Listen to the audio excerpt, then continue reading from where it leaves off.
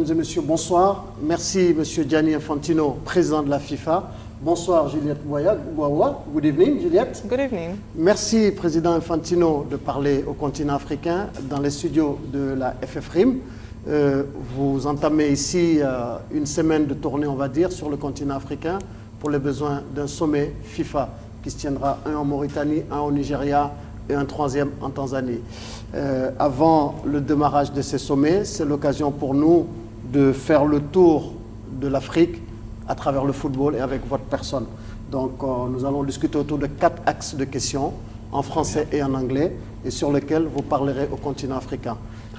Merci encore une fois d'accepter notre invitation. Et pour entrer dans le vif du sujet, actualité oblige, M. Gianni Infantino, demain démarre le premier sommet sur la série des 3 sommets sur le continent. Qu'est-ce que c'est qu'un sommet FIFA et quelle en est la portée pour le continent africain? Bonsoir tout le monde, bonsoir l'Afrique. Merci pour l'invitation tout d'abord et pour me donner la possibilité de m'exprimer ici en Afrique. Alors effectivement, je commence une petite tournée africaine avec des sommets de la FIFA. Les sommets de la FIFA, c'est quelque chose que j'ai fortement voulu afin de donner une voix aux associations nationales, aux fédérations membres qui sont en fait les patrons de la FIFA, leur donner la possibilité d'échanger, de discuter, d'écouter aussi, et à moi et à mon administration de pouvoir entendre les points de vue des associations, parce qu'on est amené à la FIFA, au Conseil de la FIFA, surtout après tout ce qui s'est passé dans le passé, on est amené à prendre des décisions, on est amené à réformer, évidemment la gouvernance de la FIFA, mais aussi l'aspect football, les compétitions. Donc on va en discuter, on en discute avec chacune des fédérations, avec chaque président, avec chaque secrétaire général, et on espère ressortir de ces sommets enrichis en information, en échange. En particulier, on va parler des compétitions des jeunes, du futur des compétitions des jeunes, des compétitions des femmes aussi, des filles et des femmes, ainsi que du programme Forward, du programme de développement de la FIFA, comment est-ce qu'on va continuer à développer le football dans le monde et en Afrique, et finalement de quelques sujets, disons, d'actualité comme le système des transferts, le calendrier international, etc. Il y en aura 3 sur le continent en l'espace d'une semaine. Pourquoi le choix d'en faire 3 en une semaine sur le continent? Et qu'est-ce que concrètement l'Afrique peut attendre à la sortie de ces sommets? Mais on a décidé d'en faire 3 en Afrique parce que l'Afrique, c'est un grand continent. C'est un continent important. C'est un continent en pleine expansion. Et c'est un continent qui a beaucoup à contribuer pour le football mondial. J'en suis convaincu et je veux fortement que ça se fasse aussi en pratique. C'est pour ça, dans ces 3 sommets qui se dérouleront ici à Nouakchott en Mauritanie, le prochain, ça sera au Nigeria et le 3e en Tanzanie. Dans ces 3 sommets, il y aura toujours des représentants de fédérations africaines, mais aussi de 2 autres confédérations, notamment de l'UEFA européenne et de la CONCACAF, Amérique du Nord et centrale. Et dans le dernier des sommets, il y aura des Asiatiques aussi, parce que c'est important de créer cet échange entre les fédérations et fédérations avec FIFA. Le président de la FIFA et la FIFA ne veut pas être enfermé dans une tour, dans un joli bâtiment en Suisse. On veut être là, on veut être présent, on veut être avec les gens, on veut écouter, on veut apprendre. Donc, autrement dit, c'est une forme de démocratisation de la pratique d'échange de bons procédés entre confédérations et entre associations nationales, en quelque sorte. Absolument, c'est une démocratisation. Moi, je l'avais dit durant ma campagne. Malheureusement, j'estime que dans le passé, le rôle des fédérations était très limité, était limité à voter ce qui leur était présenté lors du congrès de la FIFA. Moi, j'ai toujours dit, je vais donner en fait 2 voix à chaque pays.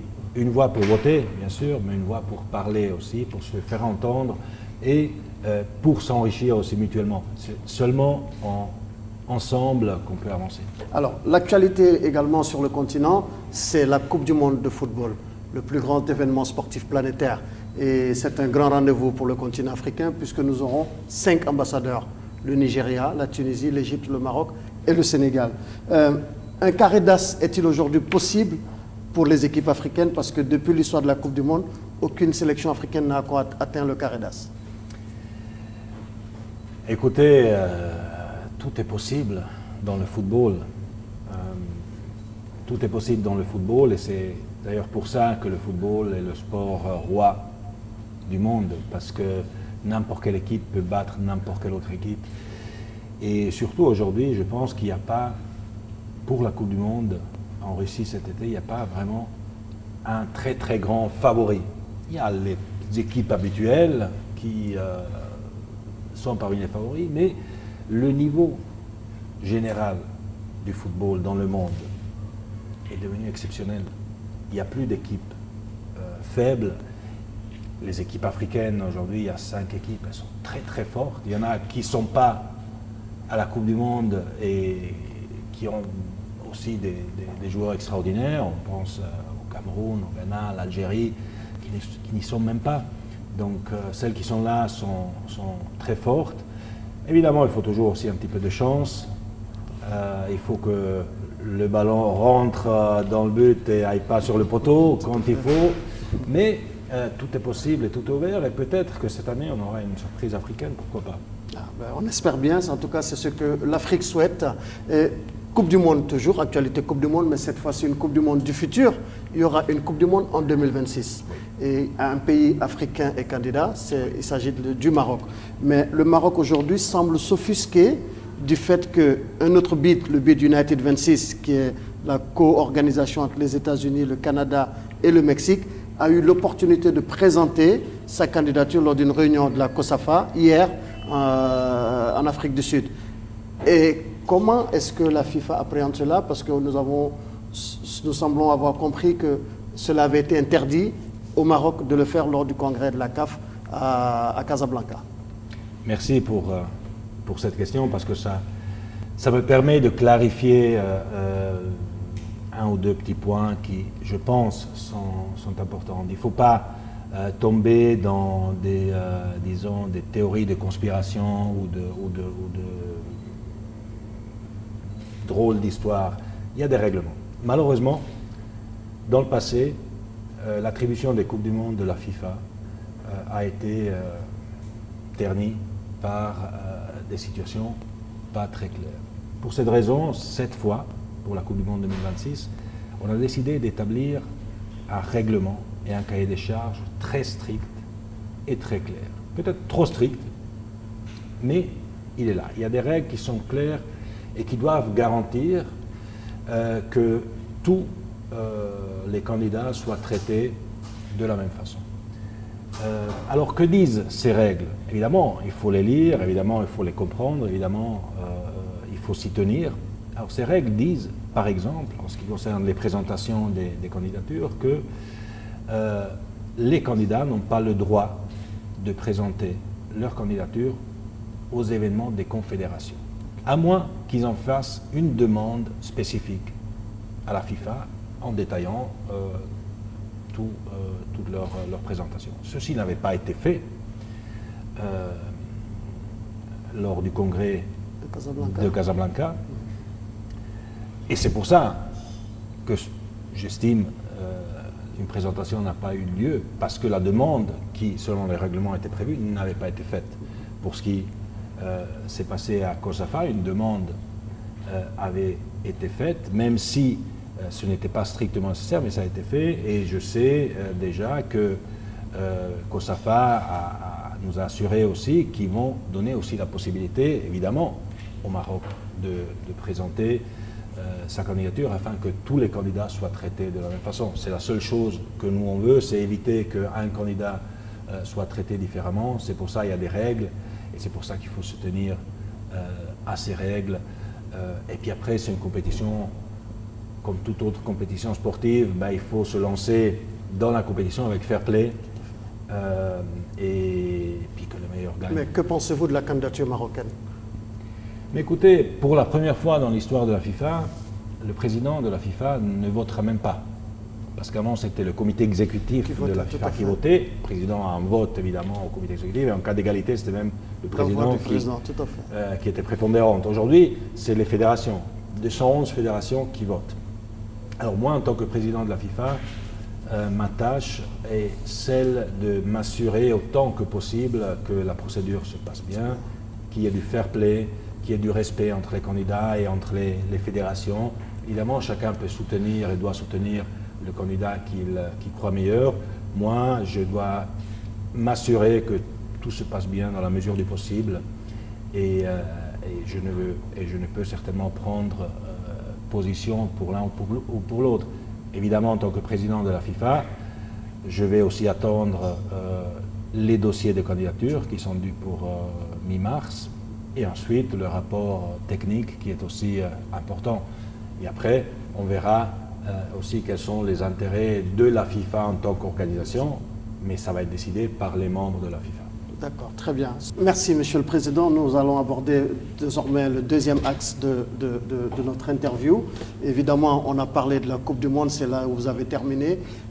La Coupe du Monde 2026 passera à 48 participants, dont 9 places et demie pour l'Afrique. Quels sont les critères qui ont guidé ce choix et pourquoi pas plus de places pour l'Afrique, bien entendu? Quand on passera à 64, il y aura plus de place. Non, pour moi c'était évident qu'il fallait augmenter le nombre d'équipes pour la Coupe du Monde. Mais c'est évident parce que si on parle sérieusement de développement du football, et on se rend compte que le football est devenu universel et que la qualité du football est en hausse constante partout et surtout en Afrique, il fallait prendre cette décision parce que il n'y a rien de plus puissant pour développer le football que la participation à un grand événement comme une Coupe du Monde. Alors, le fait qu'on ait augmenté à 48 et qu'on ait presque doublé le nombre d'équipes africaines, je pense que c'est déjà un pas très, très, très important. Parce que depuis des décennies, je pense, on promettait à l'Afrique, on va vous donner une place de plus, on va vous donner une place de plus. Et puis, jamais il y avait une place de plus, parce que finalement les places sont limitées et on ne faisait rien de concret. Maintenant on a doublé pratiquement les places, on est passé de 5 à 9,5. Ça va changer complètement la dynamique des matchs de qualification de l'Afrique, parce qu'aujourd'hui, même au dernier tour, dans les groupes de 4, s'il y en a un qui passe sur 4, vous perdez un match, vous rentrez à la maison. Tout à fait. Hein? Avec le nouveau système, si le système de qualification reste le même, il y en aura 2 qui passent. Donc ça change tout. Ça change toute la dynamique et surtout ça change aussi la philosophie de ceux qui veulent participer à une Coupe du Monde. Ils vont commencer à investir à partir de maintenant pour y participer dans 10 ans. Après, est-ce que ça va changer? Est-ce qu'il y aura plus d'Africains dans le futur, etc. Bon, on a déjà fait beaucoup. Et après, il faut se le mériter sur le terrain aussi. Tout à fait, n'est-ce pas? tout à fait, tout à fait. Cela nous amène également à trouver la transition sur la question de la diversité. Vous avez décidé au sein de la FIFA de supprimer la task force contre le racisme, alors que le phénomène semble encore plus récurrent dans les stades du monde. Quel est le plan de la FIFA aujourd'hui pour éradiquer toutes les formes de violence et de ségrégation dans les stades? Mais écoutez, est-ce que vous croyez vraiment qu'on puisse lutter de façon efficace contre le racisme en créant un groupe de travail, une task force? Moi, je pense qu'on lutte beaucoup plus efficacement contre le racisme avec des faits, avec des actions très concrètes. Et c'est ça qu'on fait à la FIFA. Un ancien politique du football me disait, si tu ne veux pas résoudre un problème, tu crées une commission. Une task force, et comme ça, les gens discutent, et puis tu peux dire, oui, on a créé une commission, et ça ne résout rien. Alors nous, on a fait des choses très, très concrètes. On a déjà, par exemple, engagé une secrétaire générale africaine, pour la première fois dans l'histoire de la FIFA. On a engagé des membres de la direction qui viennent de tous les continents. Avant, c'était que des Européens de l'Ouest, de 2 ou 3 pays, que des Suisses, des Allemands ou des Français.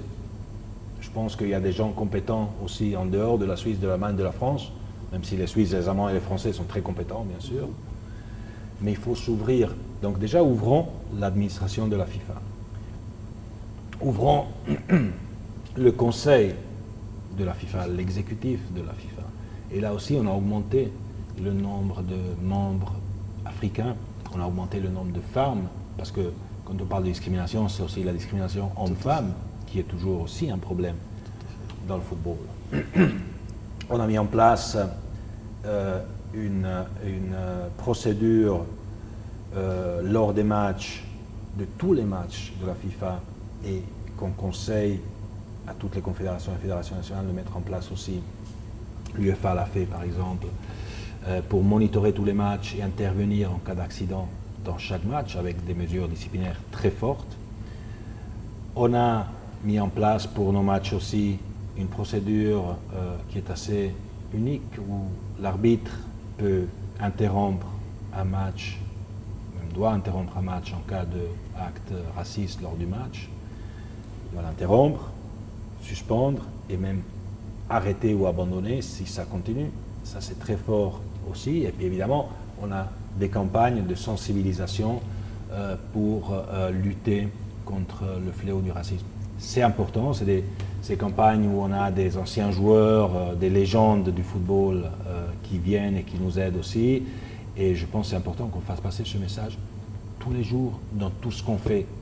Pas seulement une fois tous les 6 mois quand il y a une réunion d'une task force. Justement, la nomination d'une Africaine, une dame, une Africaine au poste de secrétaire général de la FIFA, en l'occurrence Mme Fatma Samoura du Sénégal, est-elle une forme de réponse à cela? Et qu'est-ce qui a véritablement motivé le choix de Fatma à cette position? Mais écoutez, moi j'étais persuadé, je l'avais dit pendant ma campagne, j'étais persuadé que la FIFA étant une organisation mondiale, elle devait être véritablement mondiale aussi au niveau de son organisation. Ce n'est pas possible de comprendre les différentes cultures dans le monde depuis un bureau en Suisse. Ce n'est pas possible de comprendre les différentes cultures du monde si vous êtes entouré de personnes qui sont comme vous. Tout à fait. Même si on pense savoir tout dans une partie du monde, mais on ne sait pas tout. Et on se rend compte de ça seulement si on voyage, si on rencontre et si on se met en jeu.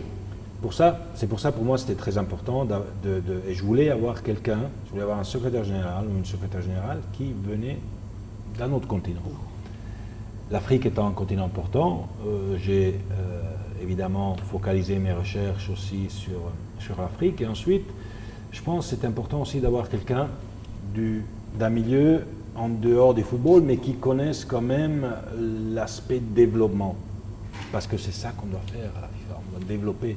On développe le football, c'est une forme de développement, c'est une forme d'aide, c'est une forme d'aide sociale. Et c'est pour ces raisons qu'on est tombé sur Fatma et on en a parlé et finalement on est tombé d'accord et on l'a présenté comme secrétaire général. Monsieur le Président, nous abordons actuellement la troisième phase, le troisième axe, donc l'avant-dernier axe de cette interview, et c'est la partie concernant le programme Forward. Le programme Forward, c'est peut-être votre plus belle trouvaille, si on peut le dire ainsi, depuis que vous êtes aux affaires. En quoi le programme Forward peut-il être bénéfique pour le continent africain? Mais il peut être très bénéfique pour le continent africain parce que déjà les investissements que la FIFA fait sur le continent africain ont été multipliés par 4. On est passé de 27 millions par an à 100 millions de dollars par an qui sont investis par la FIFA via les associations nationales et via la CAF pour des projets footballistiques en Afrique. Donc quand vous avez des montants pareils, c'est bien sûr jamais assez, mais c'est déjà 4 fois plus que ce qui se faisait. Vous devez avoir des résultats si vous travaillez sérieusement. Et ça, c'est la deuxième partie des bénéfices, parce qu'avec le programme Forward, on oblige les fédérations à avoir un contrat avec la FIFA. Un contrat avec la FIFA dans lequel il faut clairement déterminer quelle est la stratégie de la fédération. Donc, on oblige les fédérations à réfléchir au futur et à focaliser leur investissement sur leurs besoins réels. Et évidemment, nous, on focalise sur les compétitions au niveau national, sur l'infrastructure. Et je pense que si on arrive à avoir des belles compétitions et de l'infrastructure au niveau du football africain, ben, le bénéfice va être énorme. Et on le verra très bientôt. Alors, donc, cela nous amène à vous poser la question selon laquelle, quels sont les mécanismes de contrôle mis en place par la FIFA pour surveiller la bonne utilisation des fonds justement alloués aux associations nationales africaines? Ben là aussi, évidemment, avec ce qui s'est passé dans le passé, on est obligé de mettre la bonne gouvernance et le contrôle de façon très, très importante pour l'investissement de ces fonds. Alors, on a mis en place des systèmes très détaillés avec justement un contrat signé avec chaque fédération où tout est détaillé, avec des demandes des fédérations pour chaque projet où tout est contrôlé par l'administration de la FIFA et approuvé par une commission qui est la commission de développement où il y a des membres indépendants et pas seulement des membres, disons, footballistiques. On a mis en place un système d'audit centralisé où chaque fédération va être auditée par des auditeurs externes indépendants de la FIFA et des rapports vont être faits.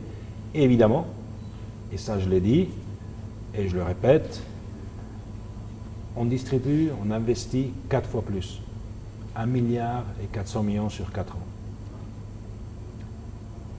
Si quelqu'un aujourd'hui pense encore qu'il peut s'enrichir illicitement avec l'argent du football, il faut qu'il parte. Parce qu'on va le choper. Et si on le prend, on va le sanctionner. D'accord. Ça, c'est une mesure très forte pour le renforcement de la bonne gouvernance dans le football. Absolument. Mais l'Afrique a une particularité. Sur le continent, le football et la politique, généralement, font bon ménage, ce qui est contraire à la vision de la FIFA. La FIFA ne gagnerait-elle pas à mieux apprécier le contexte africain où les États sont quand même les principaux bailleurs du football? Mais vous savez, pour moi, les États doivent être des partenaires. Moi, j'ai une vision un petit peu différente de celle du passé, aussi sur ce sujet, parce que je pense qu'on doit avancer la main dans la main avec les États. Évidemment, on ne va jamais accepter, jamais tolérer une ingérence de l'État dans les affaires du football, purement footballistique. Par contre, quand on doit lutter contre la violence, contre la corruption, contre le trucage des matchs, pour le développement, le football dans les écoles, on doit travailler la main dans la main avec les États. Et c'est dans cette optique que j'ai rencontré, par exemple, récemment à Davos, en Suisse, le président Paul Kagame, qui est président aussi de l'Union africaine, afin de discuter d'un projet commun pour le football, les écoles, etc., qu'on va bientôt présenter. Alors, merci, Monsieur le Président. C'est la toute dernière question de cette partie interview, c'est quels sont les projets de la FIFA pour les femmes et les jeunes du continent africain? Mais aussi pour les femmes et les jeunes, on a des beaux projets. On va augmenter le nombre d'équipes participantes à la Coupe du Monde féminine des jeunes. Donc le nombre d'équipes africaines va augmenter aussi. On va créer une nouvelle compétition, j'espère, on va en discuter dans ces sommets, qu'on appelle la Ligue mondiale féminine, où tous les pays membres de la FIFA vont, j'espère, inscrire leur équipe nationale pour participer à cette nouvelle compétition qui sera une compétition officielle de la FIFA pour générer plus d'attention pour le football féminin. On va investir une partie des fonds du programme Forward spécifiquement pour le développement du football féminin. Donc on a une stratégie assez claire en tête et le 50% de la population qui consiste par les femmes va être très content. Toute dernière question, oui. Quelle est l'Afrique de Gianni Infantino? Ben, l'Afrique de Gianni Infantino, c'est un continent magnifique, un continent plein de surprises, plein de chaleur humaine. de passion, de talent, un continent où on vit, on mange, on danse, on se réjouit et on joue au football et on adore le football. Voilà, c'est ça qui me touche de l'Afrique. Et surtout aussi, je dois dire, l'amitié et la loyauté des personnes en Afrique que j'ai découvert. Ça, c'est quelque chose qui touche le cœur. Merci beaucoup, Monsieur le Président Gianni Infantino. Nous voici au terme de cette interview où Gianni Infantino, le président de la FIFA, a parlé à l'Afrique. Gianni speaks to Africa et nous espérons très prochainement recevoir d'autres sommités du football mondial. Merci à la Fédération mauritanienne de football, à la régie technique de la Fédération mauritanienne de football, grâce à laquelle nous avons pu réaliser cette interview. Merci à tous, merci à l'ensemble des confrères africains qui ont contribué à l'organisation de cette interview inédite et une toute première dans l'histoire de la presse sportive africaine. Merci à vous et bonne soirée.